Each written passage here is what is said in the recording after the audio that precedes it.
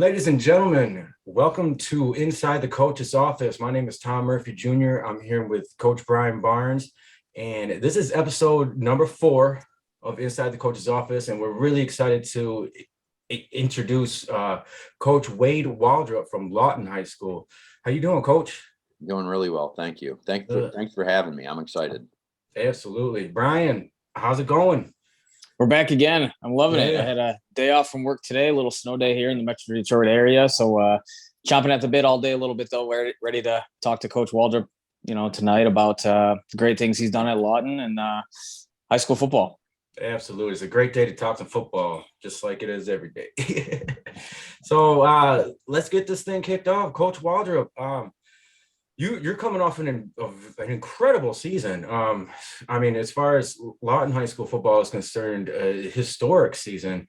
Can you just talk a bit about the success that you've had in the past, last year, but the 2 years you've been at Lawton? You really took the program to new heights. Can you just kind of talk about how you were able to bring so much success so quickly?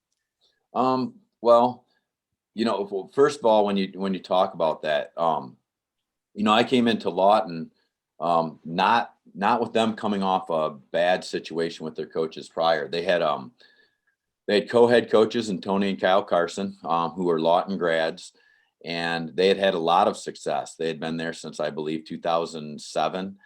They had a lot of, undefeated seasons. They had done a lot of things there. And they had set a foundation, and they were just at a point in their life or in their career, and they're both young men, much younger than myself, and they had just decided their kids were at an age where they wanted to focus more on their kids, and they had let the administration know that they felt like they were done, and so there was a foundation set there. And Lawton's a pretty special place.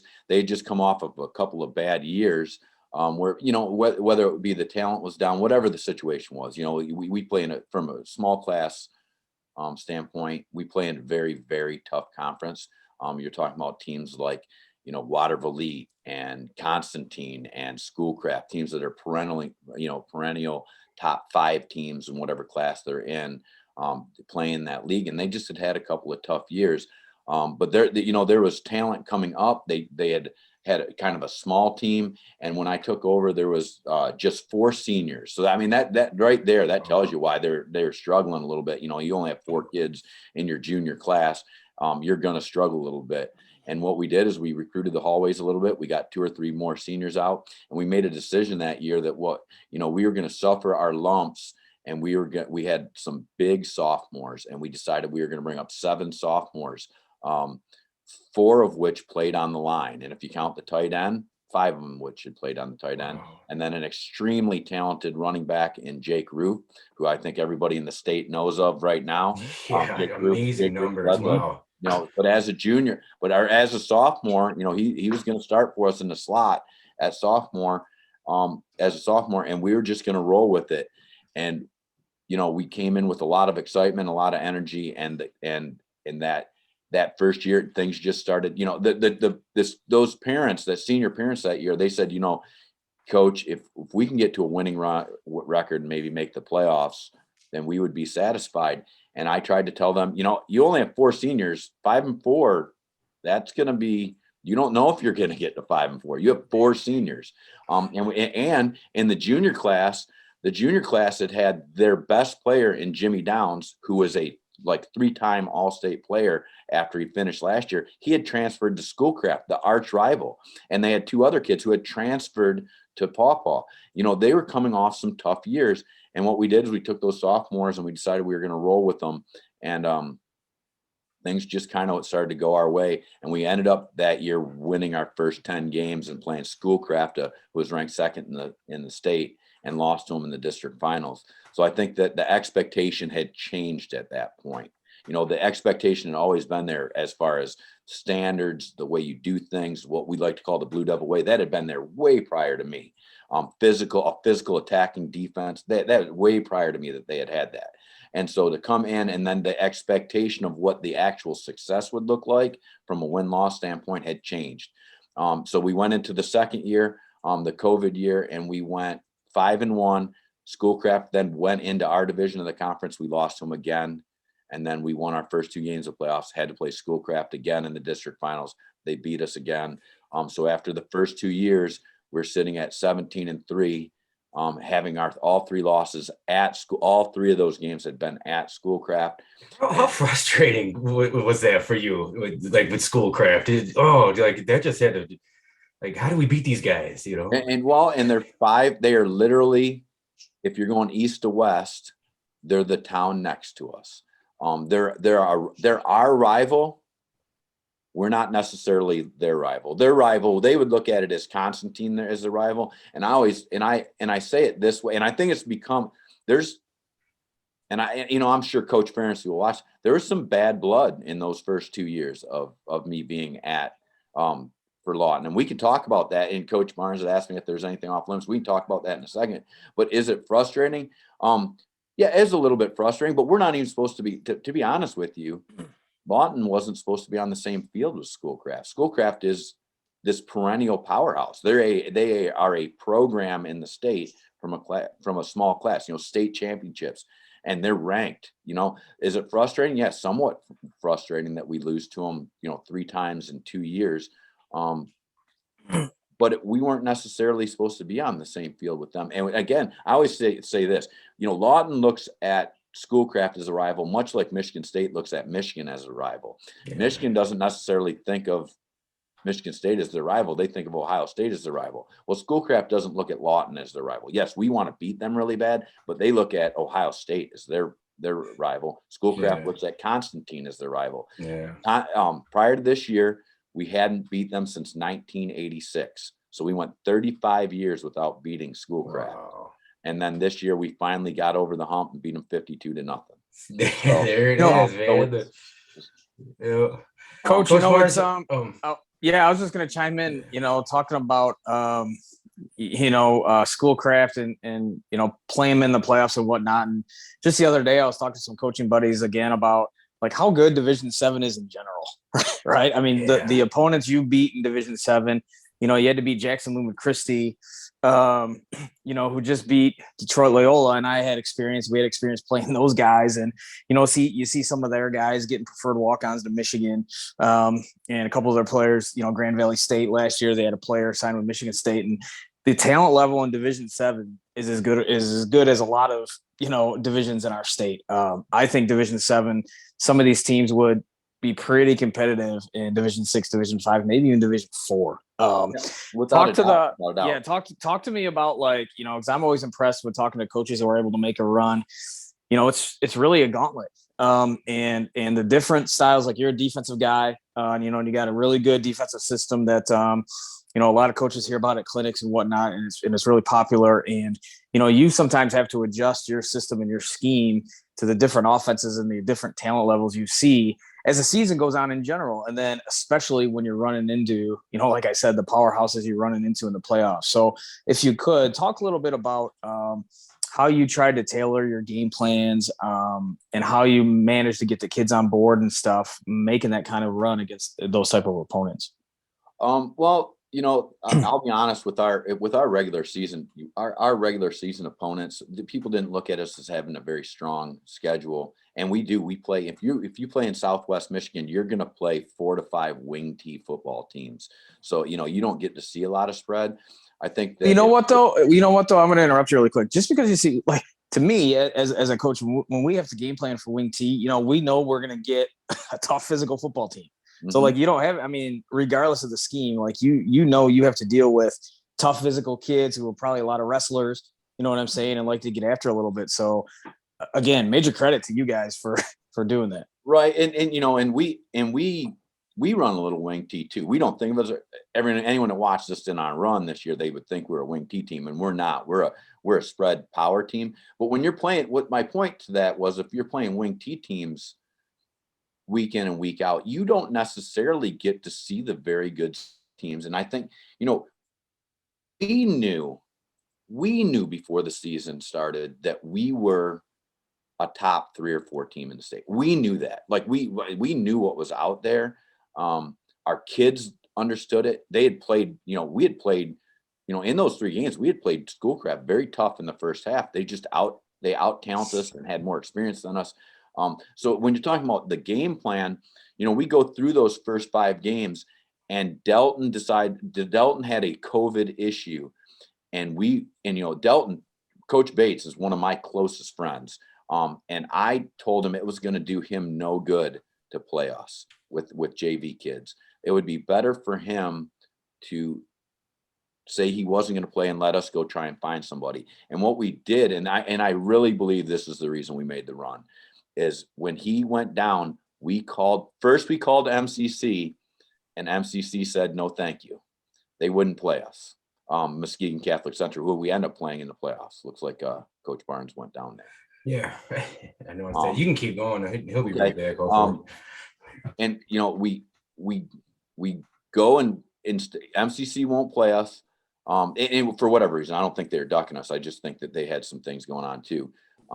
They had done that earlier in the season. So then week 6, we call up Montrose, and to Montrose's credit, I mean, if you look at the scores we were putting up, there should have been nothing about, Montrose is a powerhouse himself. They play New Lothrop. They play Ovid Elsie. They play good teams. There is no reason for them to go play a Lawton. And it was their homecoming though, and they asked us to come, and we felt like that. Okay, this was our proving ground, right? We don't get to play a great Schoolcraft team this year. Schoolcraft's down. We go to Montrose, and we put up 70 points on them. And Montrose doesn't give up 70 points to teams. And we played our JV kids almost the whole second half. Not our second team. We played our JV kids. And then we kind of go through the last bit. And then as we had the game plan, we played a number of different teams. So when we're talking about our defense, and I will say this, Coach Barnes, you're right. I do have a very unique defense that we present at clinics on. And we actually, we consult with about 10 teams around the country on this defense that we run. But I think we game plan a little bit, but we attack the other teams. We don't necessarily try and stop them. We try and make them stop our defense. And we are if you watch the semis or you watch the finals, you'll see we are hyper aggressive, hyper aggressive, not from a blitzing standpoint, but trying to really do things that create problems from other teams. And our defense looks extremely complicated to an offensive team, but it is very, very simple from a defensive standpoint so that we can play fast and fly around the field. So there was a lot of game planning, but as a coach's job, I think what we do mostly is we spend a lot of time on the weekends coming up with not a game plan, but going from a statistical standpoint where we know what the other team that wants to do in down and distance, and then we call our defense to do those things against those teams in down and distance. And that's kind of how we run the defense. Yeah. Okay. So with having a unique defense, you also put up a lot of points. Mm-hmm. And obviously, like you had touched on your running back, and the numbers are staggering. If you look at it, 48 touchdowns, 2,253 yards for Jake Roof. Roof. Yep.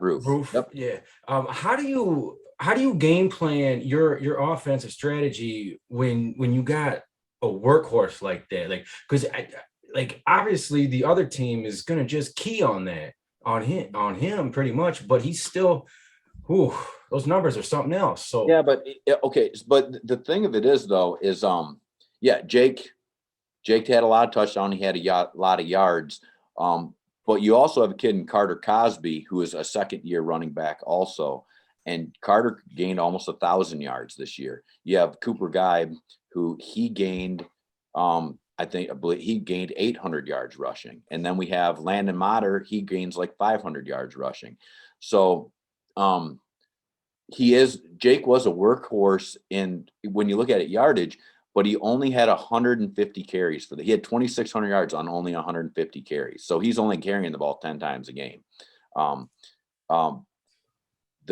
We actually had very few offensive plays, very, very few offensive plays. I think more the guys who don't get the credit, Jake is he's signed a huge scholarship deal to Michigan Tech today.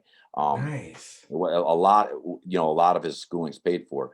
But our line, if you went from left to right, went 275, 260. Our center was 270. Our right guard's a little smaller. It was like 195. And then our right tackle is back to 260.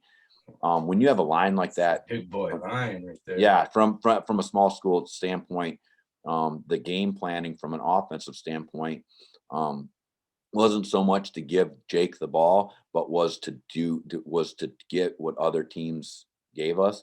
And what end up happening is other teams really think of us as the teams we play on a day-to-day basis or on a year-to-year basis, think of us as a spread power team. So they really are concerned with our spread game.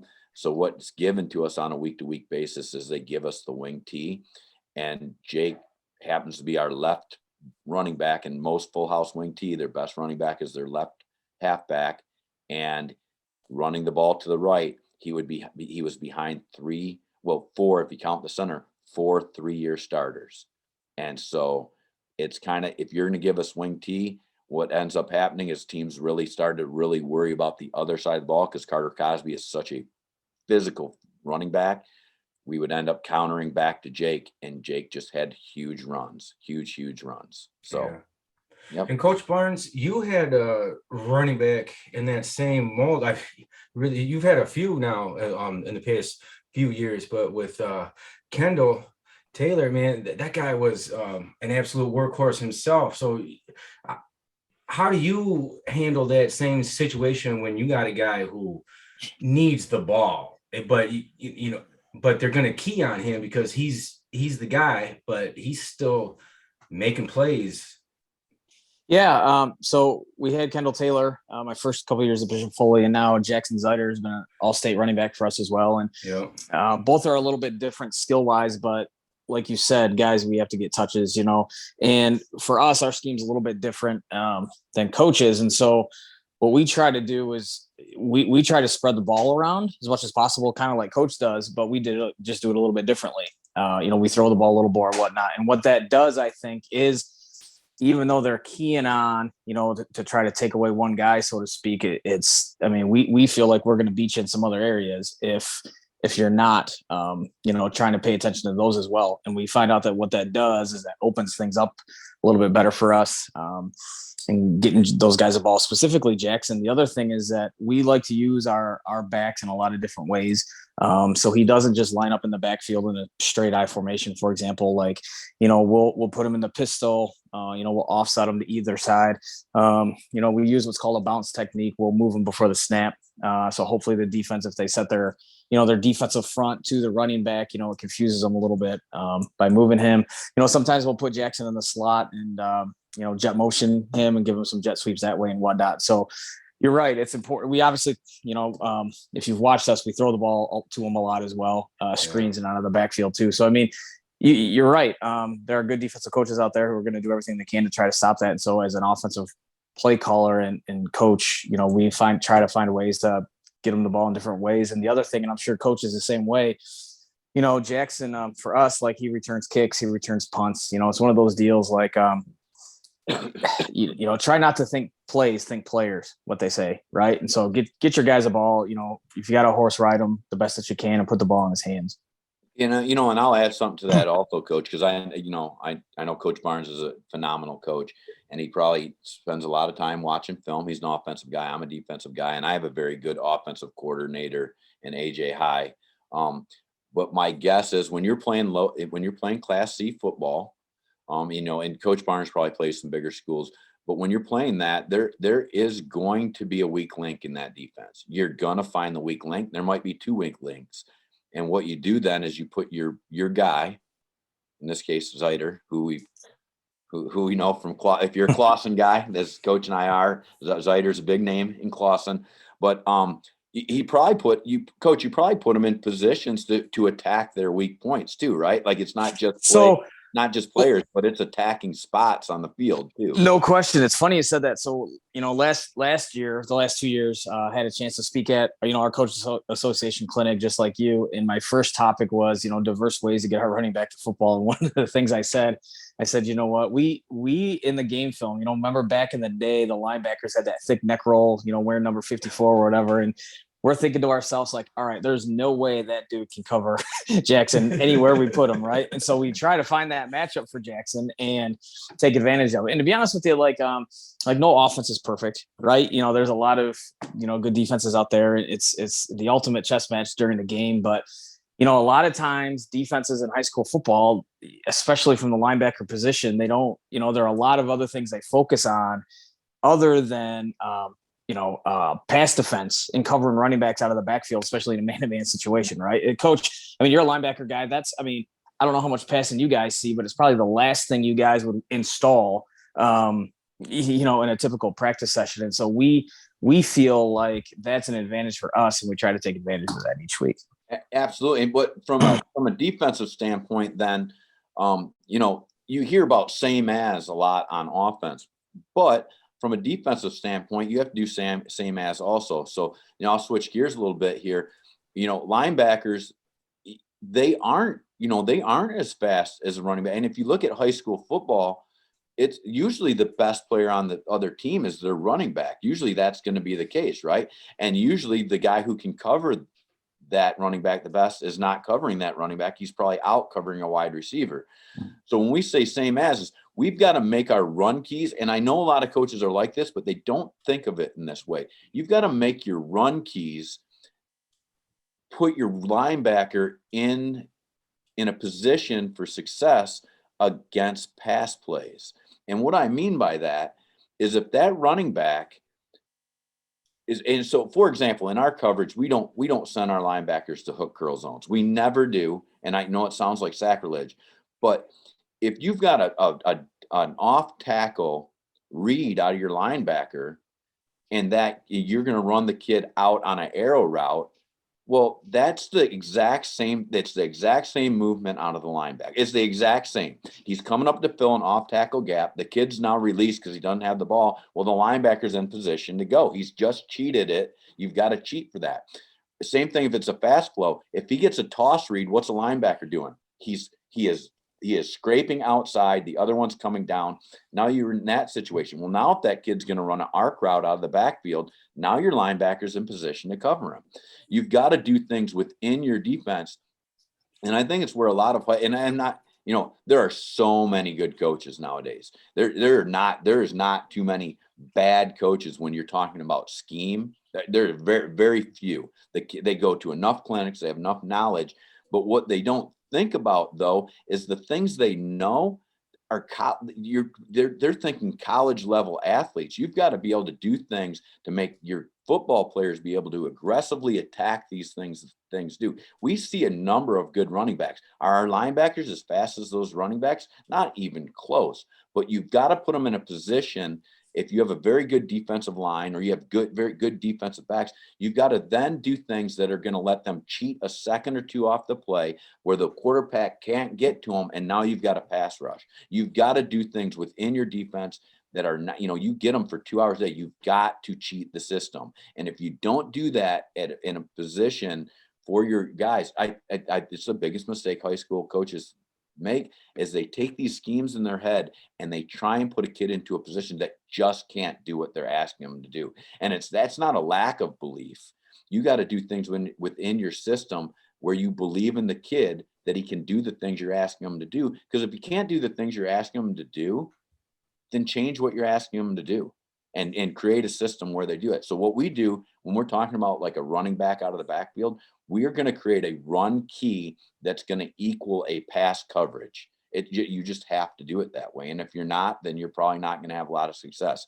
We made a little bit of mistake against Schoolcraft in those years, and in that we were asking our linebackers to be able to cover a Jimmy Downs doing a drag route. They're never going to do that. And Alex Stoll, their quarterback, who's a D1 quarterback now, he's too good at getting out of the pocket and waiting for Jimmy to come open. We were asking our linebackers to do stuff they couldn't do. And then when we took care of both Alex and Jimmy, they had a guy, Tag Gott, who was a first-team All-Stater in Indiana this year. He transferred out of the backfield. He was just too good for us. That was not a personnel problem on our part. It was us asking our kids to do things that that 95% of the high school football players can't do. Coach, I say Coach, sorry, Tom, really quick. I'm going to add respond to what you said. I say it. It seems like I say it every week. Coach left. Oh, Then we're gonna. This is where pause. yeah. Or Dan's gonna. All right, we'll wait for him. I bet you he has like the limited. So, Coach, following up with that, like I feel like I say it every week. Like coaching defense is hard. Like us offensive guys, if we sit here and pretend and we ever get into a discussion with a defensive guy and we say that offense is harder, we're lying. Like what you guys have to deal with, what you see every week in terms of the different schemes and the great coaching, like you talked about, and all that stuff. Like it's not even close. And so, you kind of talked about your, some of your run keys and whatnot. And so one of the things offensive guys try to do, especially we try to do. So if we see like an under reading team, like we know a team, their linebackers are reading the guards, for example, we try to manipulate that a little bit with, maybe like the bash action, right? We're running back, quarterback, running back, just the opposite of zone read, where instead of reading the backside end, we'll read the front side end, for example. Or, in a situation where we think a team is keying the running back as opposed to the guards, like maybe we'll flash fake, right? Sometimes that's as good as a block. And this is where the chess match begins. And so how do you, as a defensive coach and a linebacker coach, how do you try to counteract that? Do you feel, if you have the kids, maybe it's a week to week type thing, or do you just kind of go back to what you were saying, like, what, you guys are going to attack anyway, you're going to do what you do kind of thing? What is your philosophy and what is your mindset with all that?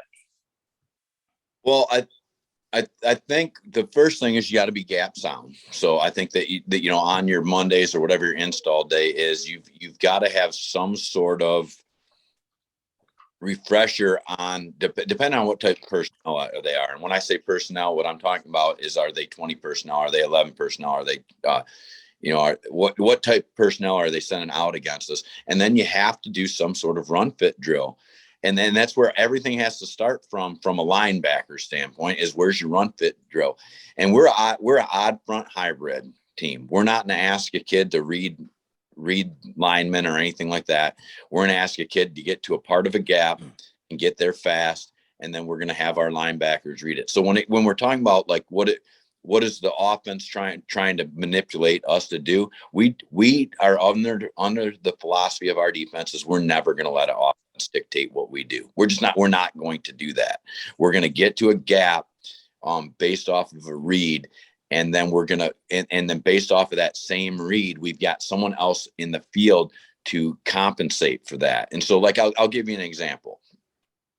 Is if we're going to play a team that wants to counter us, right? So a team they're going to, let's say our read's going to take us, let's say, to the strong side C gap. Our middle linebacker, our Mike linebacker, who's our strong side linebacker, he's going to compress down on the C gap. Our Will linebacker is going to start to compress down. So what have we opened up now is we've opened up a gap on the back side. Well, we better have our down safety then on that weak side. He better be able to compensate for that, right? So we're what you call a spill fit team. Our linemen, based off of our defense, they are all flying down the line on this, and our down safety then compensates for that gap we've left open on the backside. You've got to have some sort of compensation for that, and that sounds very complicated, but it's not. Everybody is seeing the same thing on the field. It's now just handling your responsibility in a fast manner. I think that's how we do it. Our defense refuses to let the offense dictate what we're going to do. We're going to do something, and then if you beat us on that, when we've tried to do something, we're willing to accept that. We want to stop your concept more than stop your play. So I'm going to sound like an awful friend here, Coach, but I watched some of your games. But correct me if I'm wrong. You guys are often in a too high to start, or you're not, or does it depend on? We are a split field. We're a split coverage team. So for, and football coaches are going to know what that term is. But so, yeah, we're going to look too high. But we might be too high on the strong side, right? We might be in a cover 2 or a quarters look on the strong side, or a 2 read. On the back side, we might be man to man if it's a single receiver side, with our down safety actually acting like an outside linebacker. But if it's a pass down, we might then have him in a cover 2 look on the backside. Well, on the front side, we could be in what we would in a lock man, and our down safety on that side might actually be acting like an outside linebacker. We're a split field team, so we could be 2 high on one side with a 1 high look on the backside, which is a no high on the backside, and we want to probably put our best corner on the pass weak side. That sounds like counters what most people do. They want to put their best corner on the pass strong side. We don't necessarily want to do that because we have help on that side. Well, and you're right too, because offensive coaches a lot of times, right, they'll look at, a singled up receiver, especially to the short side of the field. Like the easier throw is a shorter side of the field throw for the quarterback. And so that's a great point. So, yeah. So coach, this is really for both you guys. This conversation has been awesome, but with you guys, it's been very technical. And this is actually this is a big point of, I know what Coach Barnes wanted to do with this podcast is get really technical with the coaching aspect. But so my question is, I'm not a coach, but so a lot of the terms you guys use, a lot of the language can get very confusing to a regular person who just watches football and doesn't really understand what exactly is going on. So how do you guys, with how cerebral you guys are in your coaching mentality, how do you take all the knowledge that you guys have and instill it into the kids?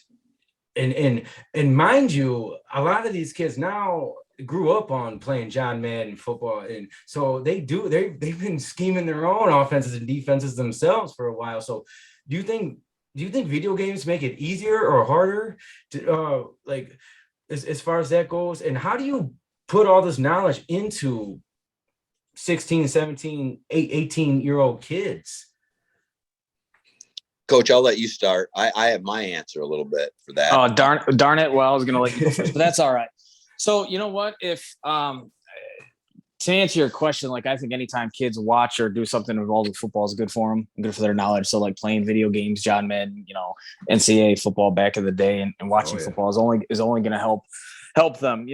With what we do, I'll stick to the offensive side of the ball. It can be overwhelming at times. And so what we do is, we kind of start with the big picture of what we do, but then when I coach it and teach it, we install little by little. For example, it's really basic. We want to know if the defense is a 1 high or a 2 high team going into it. And we think, the reason we play the formations we do, we're basically a 2x2 spread team, is because I think it can limit the defense, or I should say it kind of limits how much time they have to change before the snap. Like they got to get lined up, or we hope we can catch them, misalign. And so we really want to know if they're just 1 high or 2 high. And then we have specific concepts to attack those things. And then, we're not a big full field read team. We're not a huge 5-step concept team. We have them, but what I'm saying is we have some pretty smart kids, but I still think it's difficult to teach a kid, has to go to school all day and has homework and whatnot. And then, teach him to do a full field read where he's reading the progression from the, 1, 2, 3, all the way across the field. So we don't do that. We do a lot of quick game. We have a few 5-step concepts. We sprint out a lot, and we're a big screen team. So with that though, when I teach it, even though in our minds, I want the kids to know if we're 1 high or 2 high, like our reads are pretty simple and pretty basic. We'll be a flat defender read team, or when we do RPO, we drill that and make sure, we're getting a specific look so the quarterback knows exactly, what to look for, or we're not calling that play. If we call that play, like that's bad on us. And so we try to like the whole theory. So what I mean again is show the big picture. We want to know if they're 1 high, 2 high. Break it down to its smallest components, and then again, they hopefully can see the big picture. I hope that helps. Yeah. What do you say, Coach?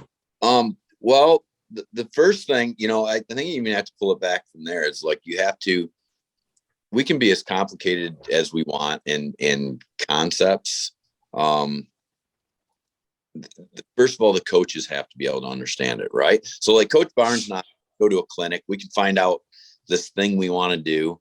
And in my clinic talks, whenever I'm talking about install of a new defense, I usually talk about some basic things, is like knowing like what is the demographics of your school, right? So like, are kids football savvy? And you got to know kind of that, but are your coaches football savvy? Can they do that? And I think I'm lucky in that. I think I have one of the better football staffs. I have 3 different guys on my staff just on the defensive side that were defensive coordinators. On the offensive side, I've got 2 guys that were offensive coordinators and a head coach. I have good coaches to do that. But then, you have to think of it. Do I have kids that are football savvy? And another thing that, I say often at these clinics are, as to math, and I can't think of exactly who said it off the top of my head, as methods, there's a million different methods, but principles of football are pretty basic, right? Like stop the run, protect the middle, get turnovers, protect the red zone. Don't let them get off on third down. Coach is probably thinking, right, he's just probably nodding his head. These are the things that win football games. Yeah. It's not about, do I run too high? Am I going one high? Am I going trips this side? Am I running this, flood concept? It has nothing to do with that. It has to do with some fundamental different things that, if I don't teach my kids to block and tackle, I don't care what my concepts are, we're not going to win football games. So what has to be complicated to us as coaches does not have to be communicated to them.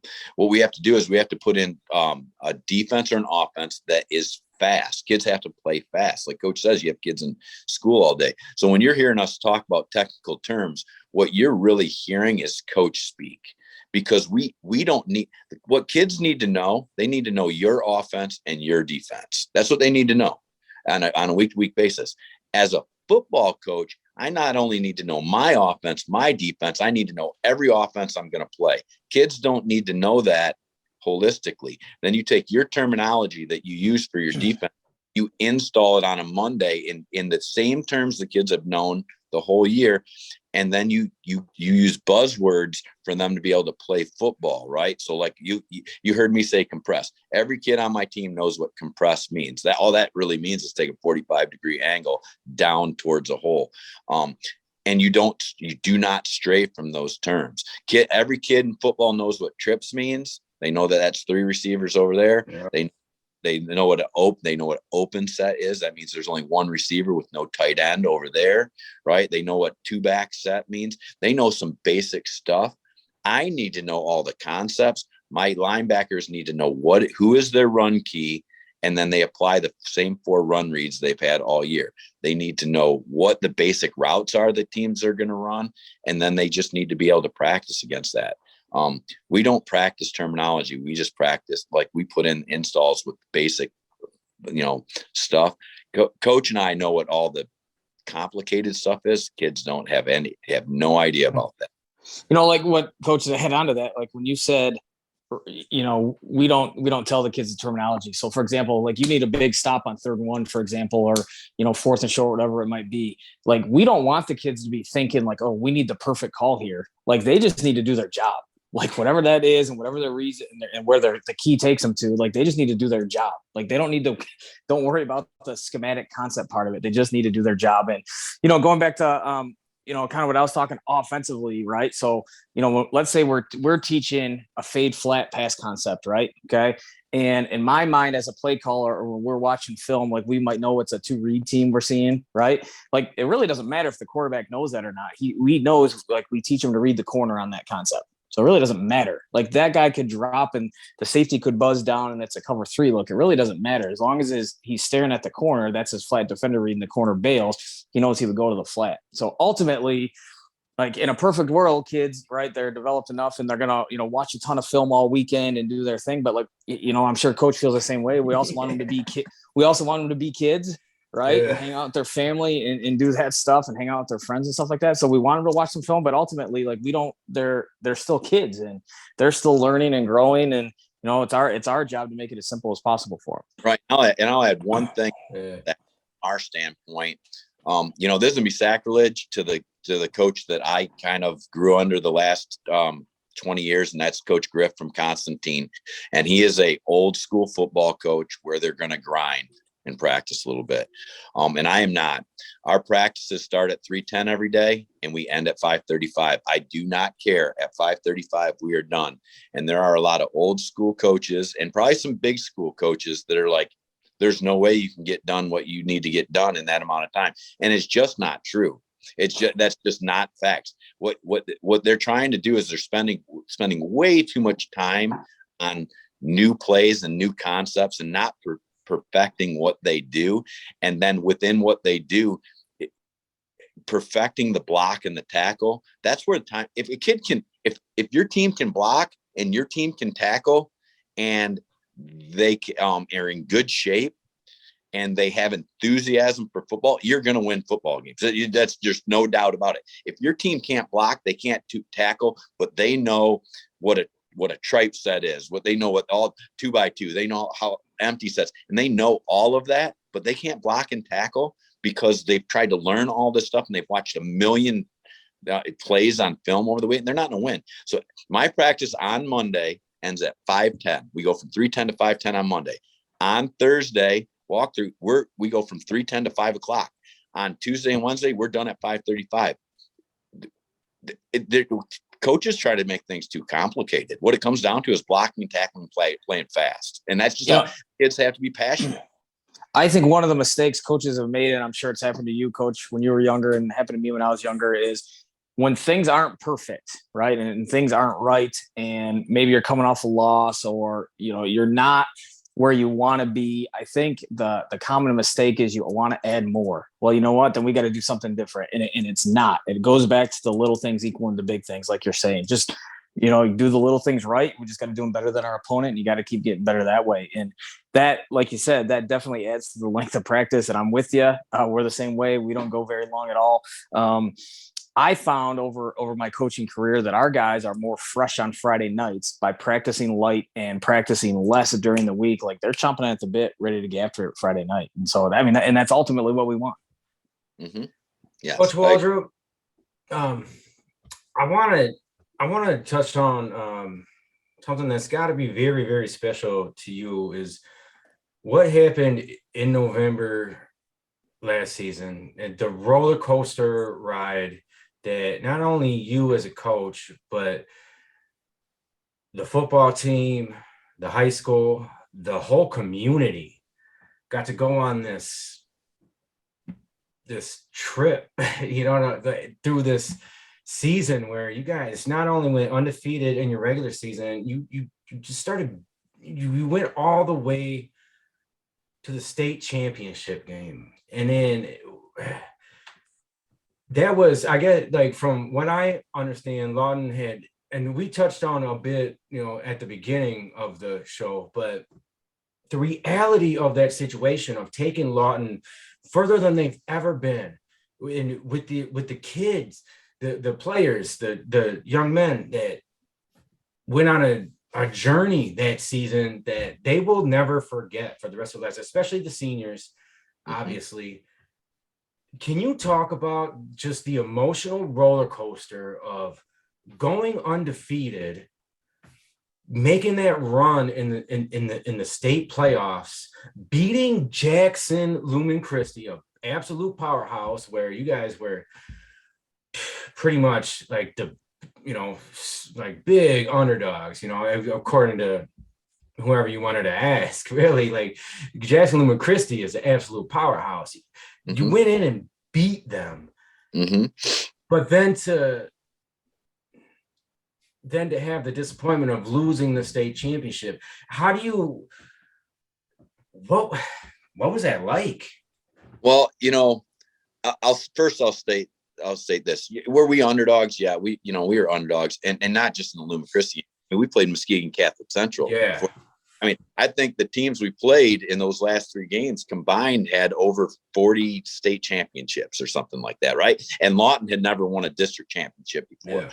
What I will say about this is we had a senior class and a junior class made up of kids that had played together since they were in third grade, had success at every level that they had ever played at, that believed in each other and just loved each other. Like right off, when you would walk into practice on Monday, it was like you were walking into the first week of practice, right? They were loose the whole time. They felt like they belonged from the very beginning. And to tell you the truth, the people that said we were underdogs, that definitely wasn't the coaches we were playing. That was definitely not the coaches we were playing. The coaches we were playing, I think they knew exactly what they were getting ready to get into. And it kind of started, Muskegon Catholic, we were supposed to win our district. And then we go to regionals, and Muskegon Catholic Central were huge. No one picked us to beat Muskegon Catholic Central. And we kind of thumped them a little bit. I'm not being cocky about it. That was a good football team, and we kind of thumped them a little bit. And going in the Lumen Christi game, we watched that film, and Lumen Christi doesn't play Class C football teams during the regular season. So we knew exactly what we were getting into, but we saw a team that was very similar to us and that we felt like we could hang with. We had very good athletes. That was a very special day. And where we didn't play characteristic of how we had played the rest of the year, but our defense really stepped. We had been an offensive team most of the year. Our defense kind of stepped up in that game. That was a very, very special day for me. With those kids, we didn't know if that was the end of the line. And when you kind of get to the final 8, anybody can win those games. You're talking about Loyola, Traverse City, St. Francis, Pewamo, Westphalia. You're talking about, like Coach had talked about earlier, Division 7 is no joke. Yeah. It's week in and week out. At the end, you're playing someone good. And then we go into that final game. And I'll just tell you, in the semifinals, Cooper Guy, he's our slot and he's our fullback when we're in T. He was sick that week with like a chest thing. And we didn't think we were going to have him that day. And he tested negative for COVID that morning. And he said, Coach, I think I'm over it. I still just have a residual cough. And we said, yeah, that you can't ride the bus with us. We're going to leave it up to your parents. And he showed up, and Cooper Guy, who's a senior, played the game of his life. Wow. And he's at the interception at the end when they were driving on us to win the game. And what ended up happening is, and no one really knows this, is I would say out of our 60 football, and we have 60 in the program, which is pretty big for a Class C program. Out of the 60 kids, I would say 54, 55 of them were very sick in the state final game. Wow. We went to the hotel. Those kids were they had no energy in that state final game. And they played their hearts out, and we lose that game. We're winning 10-7 or whatever it was late in the game. And I'll admit it right now, is there's this technique called grubbing. And I called for a grub on their last touchdown, and they're at like the 35. And I called for a grub, and it was a mistake because we have a 2-time all-state defensive end in Evan Steffen. And he had made plays all game. And we have a freshman that's about 6'3", about 220 pounds, Mason Main, who's going to probably be a Division I football player. He plays the other side of the ball, and they had played plays the whole game. And when you ask a kid to grub, you're actually asking him not to make plays. You're asking him to just give up his body to just try and create piles. And I called that, and it was the wrong play call. And they got a gap on us, and Drew Steffen, our linebacker, went to where his read told him to go. And there's just a gap inside, and they ISO'd up on our safety, and they ran a touchdown. I think the emotion for those kids, one point they're physically drained. And second of all, they knew that they had played. I mean, if you look at the statistics, we kind of outplayed Pewamo in that game, but that's a very good football team, very good coaching staff. And that loss is kind of on me, in that situation. I should have let my guys make plays, and I didn't let them make plays. I kind of overthought it a little bit. So the emotion was tough. But I think that our town and our high school and that team realized the legacy they left, and it might have taken 24 hours. I think they were very, very proud of themselves. As they should be. Absolutely. Hey, Coach, what were, going into that week at Ford Field, the preparations for that week. And so I'm looking at it from this angle. So on a much smaller scale, right? In the Catholic League, Bishop Foley, we made it to the Prep Bowl at Ford Field, won the Prep Bowl for the first time in school history. But leading up to that game, I can't imagine what it was like for you dealing with, questions about tickets, questions about, who gets a sideline pass, figuring out the headset situation in the booth. Cause I dealt with that on a much smaller scale. And by Wednesday, like I shut my phone off. Like I was done. The amount of people blowing up my phone for that game from, teachers or parents or family and friends, whatnot, wanting to get access. I was just done. So how did you, I'm sure you had a similar, but probably a little more intense experience. How did you manage that? And I'm assuming you managed it a little better than I did because I was a mess. Well, when you go to the state finals, they send all the pre-stuff as soon as you win the regional final. That's the first thing. So we treated it like we were going to the state finals. As soon as we beat Muskegon Catholic Central, we treated it like we were going to beat Lumen Christi. And that's a big if, but we treated it that way. So, and I have a phenomenal athletic director in Chris Richter. I have a phenomenal principal in Tammy Wilson. And I have there's Amanda Steinke's the athletic director, secretary. They, first of all, did a ton of work for us, but we treated it like on Sunday after we beat Muskegon Catholic Central, we got our hotel rooms. We got the tickets. We knew the amount of tickets we wanted to do. We got the money ready to go to pre-order the tickets. We did our whole itinerary prior to going into practice against Lumen Christi. All that was taken care of. And then we just didn't worry about it. All we really needed to worry about was where we were going to practice that week because it was going to be cold. We practiced one day outside, and then we practiced at Western Michigan on Wednesday, or on Thanksgiving. We practiced at Western Michigan. We drove and played and practiced at Detroit Country Day on their indoor facility on Friday. I wish I had facilities like that as a high school. Country Days, man. That's a school right there. Right. So we just prepped it. We just treated it like we were going to do that, Coach. And to tell you the truth, I had a lot of help.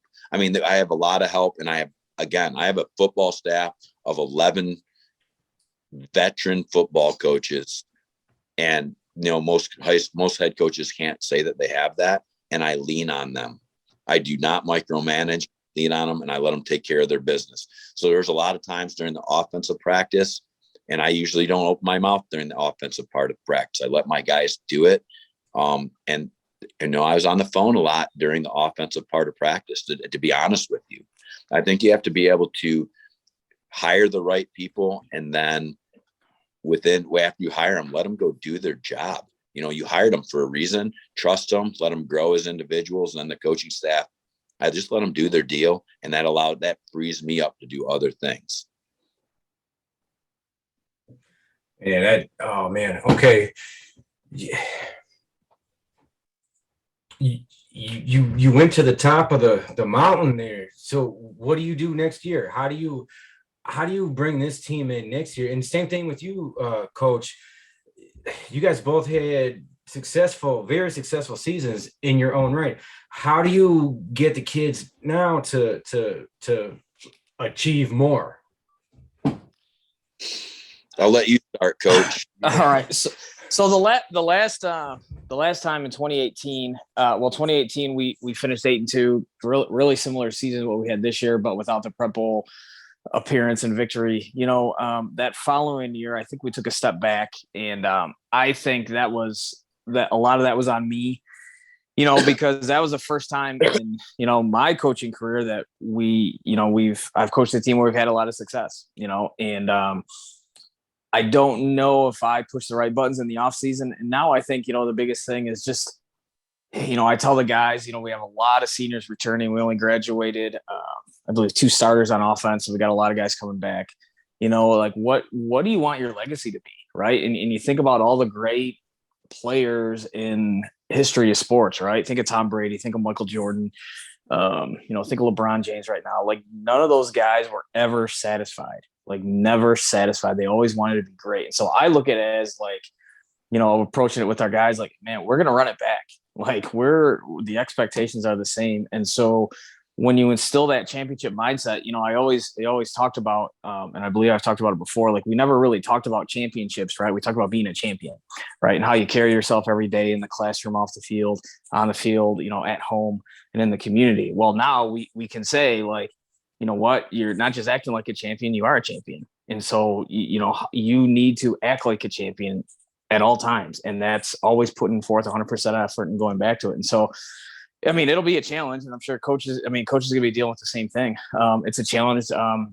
Football season can be a grind. It's important that like this off season, we've allowed our kids to refresh a little bit. And I see coach, posting his videos that are awesome. Kids are getting back after it and stuff, and the weight room are ready to go. And, we're similar. We get a lot of guys playing multiple sports, which is key. And they're competing and dealing with adversity and whatnot. And so, we feel pretty good. We think we'll be ready to go come the summertime. I'll go in a little different direction, and everything that coach says is true. We do have multiple sport athletes, but and I do not mean this in a negative way at all. But I'm going to bring up our rival, and that's Schoolcraft a little bit. And Schoolcraft had some extremely talented teams. And we used them as a model, both in a good and a bad way. And they had a team that scored a lot of points over 2 years, and they had a lot of talent, and they only played that talent. And what I mean by that is those 11 starters on both sides of the ball, they played the whole game, every game. No matter what. No matter what. And I don't know what the reason for it was, but they smashed teams, and those kids put up a ton of stats on those Schoolcraft teams. And we said, we don't want to be that. That is not us. And that's going to sound really derogatory towards them. Every coach has to do their own journey, and that's how Schoolcraft chose to do their journey. We didn't necessarily agree with that. So this year, as we were going through teams, and if you look at our scores, you can see we were scoring 56, 60 points every single game. And our starters did not play one series after this they played one series in the second half, and they were done for the game. And, we took a lot of heat from our senior parents, a lot of heat. Jake Roof puts up 2,600 yards and 49 touchdowns, and he very rarely played past about 3 minutes in the third quarter. And so the reason I bring that up in this idea, what do you do now?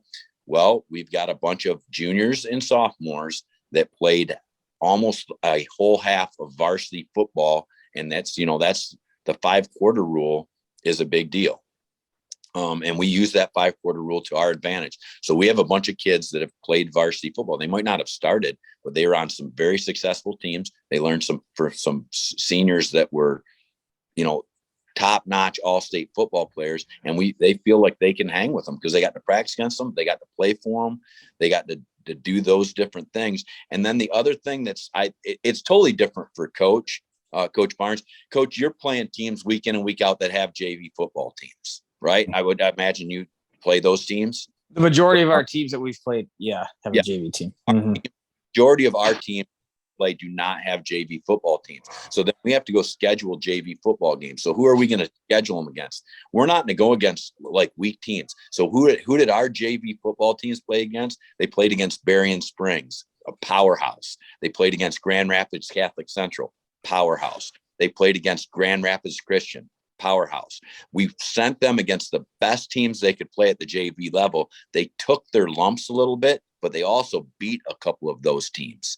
They lost to Grand Rapids Christian on the last play of the game. They beat Berrien Springs, and they hung with Grand Rapids Catholic Central for three games. Then they play teams like Constantine. We schedule our JV kids. So our JV kids, they're not necessarily playing JV football teams. They're kind of playing like the second string varsity teams. And so they're ready to go next year. They've played enough downs of highly competitive ball where we think they're ready to go ahead and compete at a high level. We did things very intentionally with our JV team. When we have a JV team cancel on us, we don't go look for anybody. We'll send our JV team to travel to go play the best.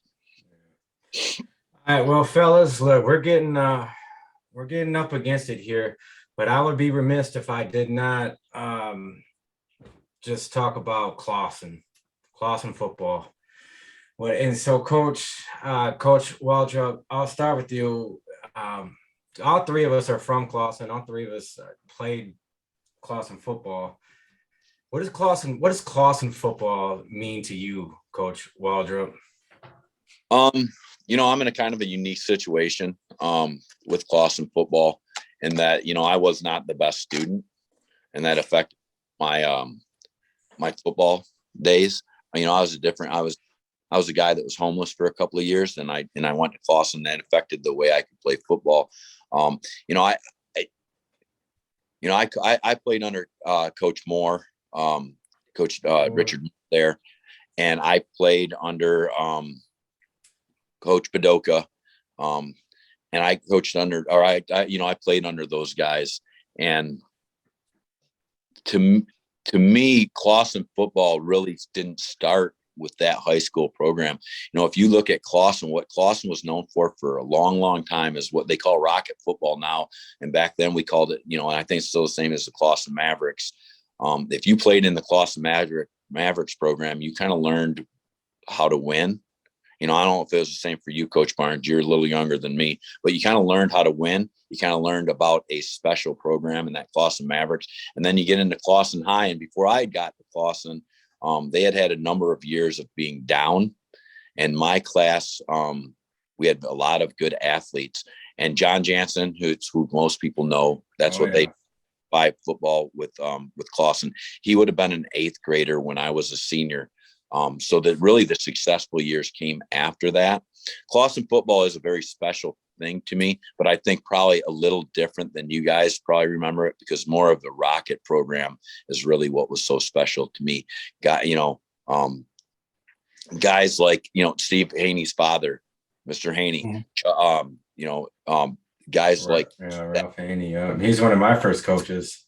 Right. Coach Knoll, Coach Eads, Coach Bargy, Coach Haney, all these guys in the Rocket program, I cannot tell you what they meant to me as a young man.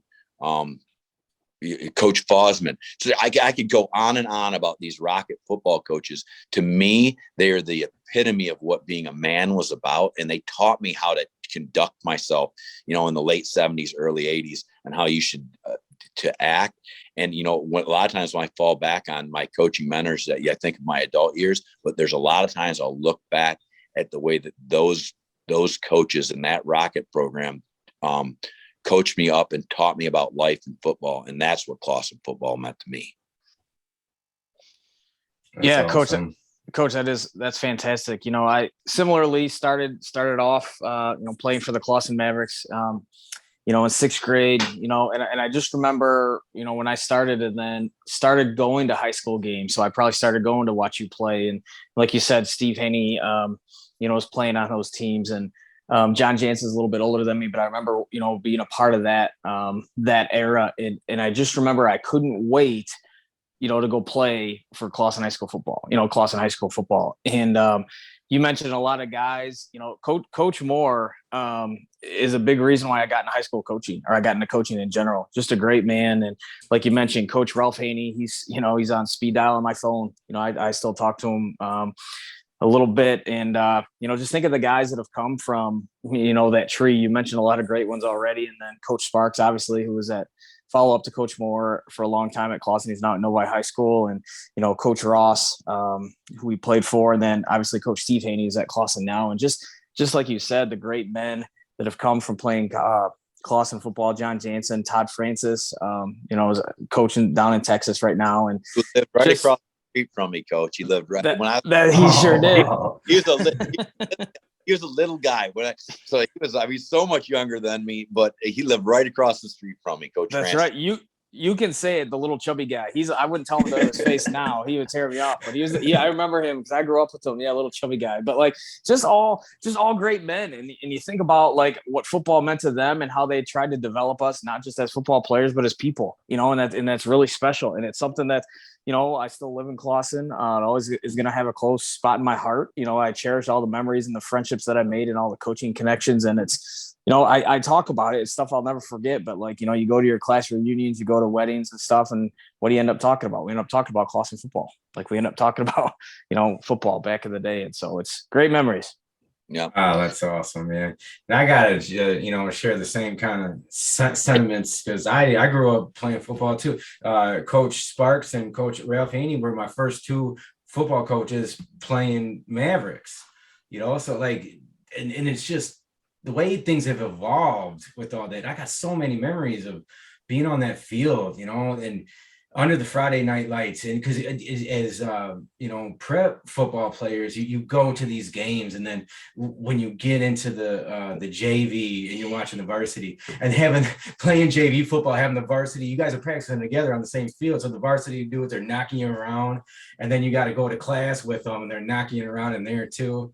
But you just remember all that stuff. And then when it's your turn and you're playing under those lights and you have those memories, Clausen Stadium was a special place, and I think I know I saw Coach Barnes I believe he was a senior when I was a freshman. I think is what, and I watched this guy, like break records and stuff, and just be a star. And then it's just I remember Jansen. I was an eighth grader. It's funny you said that Jansen was an eighth grader when you were in when you were a senior, because when I was an eighth grader, I remember John Jansen, he signed with Michigan, and it was like looking at a celebrity, like, oh my God, this guy's going to Michigan. And guess what he does? He goes on to be the captain of, the right. And 97 Wolverine champion. And we can claim that as a hometown, or, as a football community, we can claim that, like, it is amazing. Like, it's the guys that come through there, like coaches, assistant coach. I remember my idol was Doug Golf, and coach's assistant. Oh, no way. Right. So like you see, like there is these interconnections at Clausen, and Doug Golf. I'm telling you right now, I worship that guy. And so he held all the rushing records. And then the guy I played with was Joe Mitchell. Joe Mitchell broke all Doug Golf's records. Mm-hmm. And Doug Golf had broke someone else's records. And then Coach Barnes comes in, he breaks Joe Mitchell's records, right? Oh. And then you just see it go on. Oh, I got to shout out Ryan Smith. The very next year broke all Brian's records. But then Jerry Holly came in the next year and broke all Ryan Smith's records. It was wild. But because I think there was a testament to what it was. Like, everybody just wanted to be better. And Clausen football has got a great history. And it's just cool that all three of us are a part of it. You know what I'm saying? And there is a coaching legacy now out of that that came out of that Lawton High School program. I mean, I don't know many other schools that have 5 head coaches rolling around, but it did have something to do with, like I said, you just go back to the base level of the Clausen Mavericks, and the men that we got to play under really did set the foundation. Coach has a little different experience with Coach Moore, but Coach Moore sets that foundation, kind of like Coach Null set the foundation for me. Mm-hmm. And I would not be a football coach today if it was not for Coach Null. Wow. Gary Null. And I would not be. That would, to me, that could have been Bill Belichick walking around to me. Coach Null was that special of a human being for me. So you just make sure you just got to give him a hard time now that he lives out in Boston. He's not like a Detroit sports fan anymore. It's all about the Pats and the Red Sox and stuff. Well, he was always right. He was going to roll with winners, right? Very true. All true.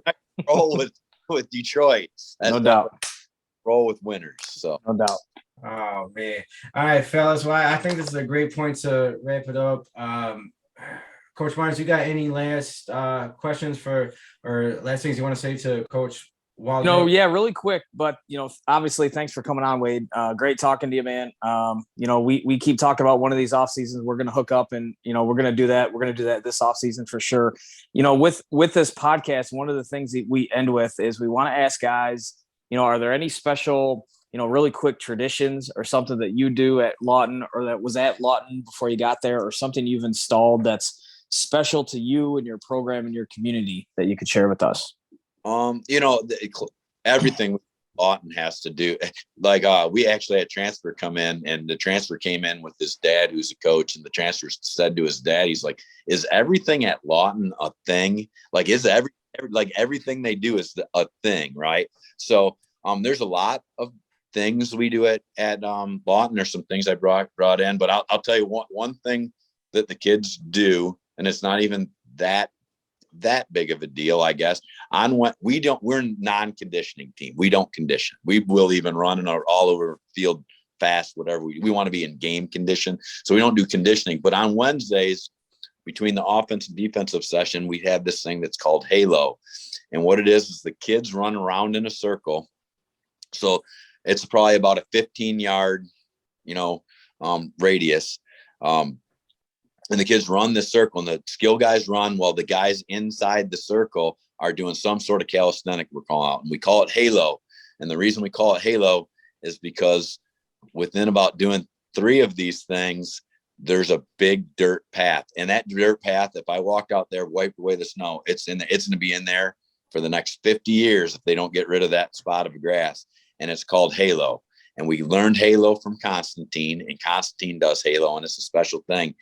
And the kids love Halo and they hate Halo, because Halo is, you determine what kind of mood coach is in, because Halo can go jumping jacks and we're done, or they could be 8 or 9 different exercises they're doing inside that Halo, and they switch. So the Halo, we call it the Devil's Halo, and it's often an area that only the football players would know are even there. It's in this little crevice of the earth over on the side of our practice field.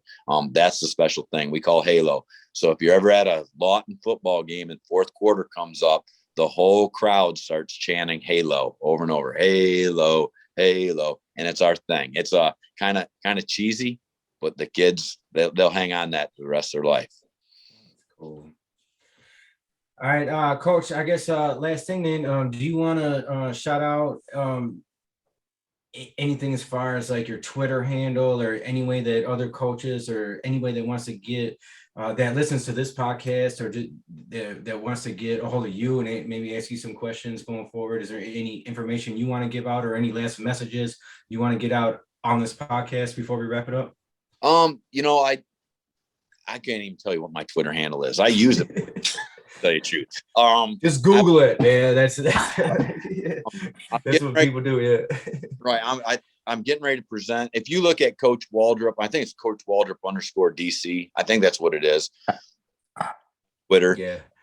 You can find some information. I present enough. If you go out to YouTube, you can see YouTube videos on our defense, and our defense is very, very unique. It's something created ourselves. I think if they went out to YouTube, they'd be able to see it, and they'll be able to get all the Twitter information off that.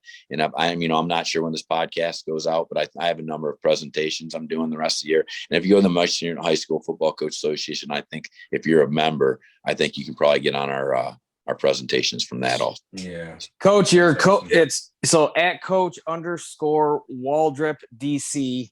So just so you know, for future reference, if you guys, our listeners, want to follow Coach Waldrup, I'm at Coach Barnes 20, and the show's Twitter handle is simply Inside the Office. Okay. All right. I appreciated everything, guys. Thanks for having me. Yeah, this has been awesome. Episode number 4. We're moving on, man. This is awesome. Coach Waldrup, thank you so much. Ladies and gentlemen, for Coach Barnes, my name is Tom Murphy Jr., and this has been Inside the Coach's Office.